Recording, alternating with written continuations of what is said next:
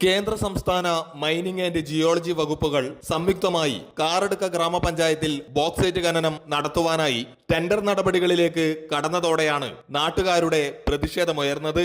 ഖനനം നടത്തുന്നത് വനഭൂമിയിലാണെങ്കിലും പരിസര പ്രദേശങ്ങളിലായുള്ള നിരവധി വീടുകളെ ഖനനം നേരിട്ട് ബാധിക്കുമെന്ന് ചൂണ്ടിക്കാട്ടിയാണ് സമരസമിതി രംഗത്തെത്തിയത്.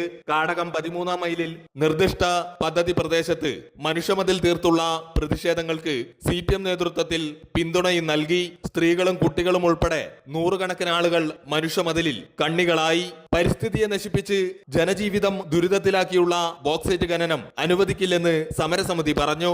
നമ്മുടെ ഈ പ്രദേശത്തെ പാരിസ്ഥിതികവും ആരോഗ്യപരമായിട്ടുള്ള വിഷയങ്ങളിൽ വളരെ ആശങ്കയുണ്ടാക്കുന്നതാണ് ഈ ബോക്സൈറ്റ് ഖനനം.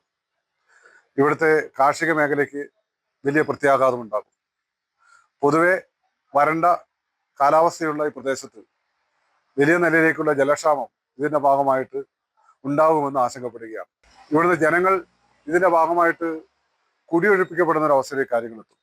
അതുകൊണ്ട് തന്നെ ഈ ജനവാസ മേഖലയിൽ ഒരു കാരണവശാലും ഈ ഖനനം നടത്താൻ അനുവദിക്കില്ല എന്നുള്ളതാണ് ഇവിടുത്തെ നാട്ടുകാരുടെയും ഇടതുപക്ഷ പ്രസ്ഥാനങ്ങളുടെയും തീരുമാനം. കാറടുക്ക ഗ്രാമപഞ്ചായത്തിലെ കർമ്മന്തൊടി, കൊട്ടംകുഴി, കുണ്ടടുക്കം, നാർളം, ചായ്ത്തല്ലം, പയ്യനടുക്കം, പാണൂർ, വണ്ണാച്ചടവ് തുടങ്ങിയ പ്രദേശങ്ങളെ ഖനനം ദോഷകരമായി ബാധിക്കുമെന്ന വിലയിരുത്തലിലാണ് പ്രദേശവാസികൾ. അമൃത ന്യൂസ്, കാസർഗോഡ്.